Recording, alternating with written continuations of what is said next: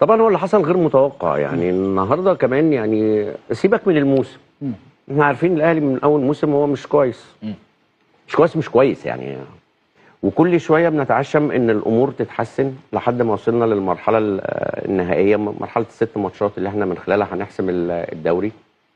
بدانا على طول ببنطين، فقدناهم، وسعت الفرق مع نادي الزمالك، الدنيا بتبعد.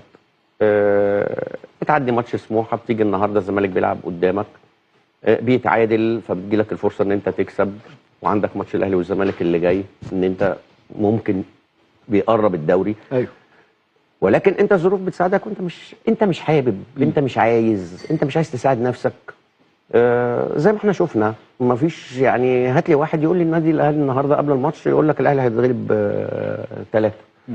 احنا قلنا بعد المباراه خلاص حماس، شفنا الجمهور النادي الاهلي اللي كان في المدرج وهو بيحتفل بتعادل نادي الزمالك، ده في حد ذاته والناس قاعده عماله تتنطط وفرحانه ان عندهم ثقه. دي ثقه في اللعيبه. وانا ابراهيم، انا لما بتسال في اي مكان اقول الاهلي هياخد دوري، ويبقى في فرق والله، واقول الاهلي هياخد دوري، بس هي اللعيبه مش عايزه تاخد دوري، مش عايزين. الناس مش عايزه تاخد الدوري.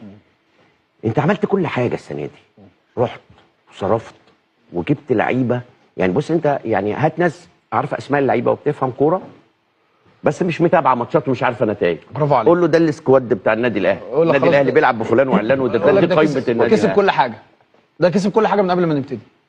واحنا قلنا الكلام دوت، رغم ان احنا ما يصحش ان احنا عارفين ان الكوره فيها كل حاجه وي، بس انت من الاسماء قلت لا خلاص بقى، بس الكوره مش اسماء.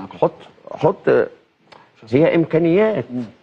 انت هي اسماء احنا عارفينها وعارفين امكانياتها، فكون ان الناس دي تتجمع وتبقى موجوده، لو كل واحد طلع امكانياته هتشوف حاجه تانية خالص. يعني ما فيش حد يعني مفيش حد بيلعب. النهارده امام عاشور بينزل، حاسس ان امام عايز ينزل خالص مش امام بس.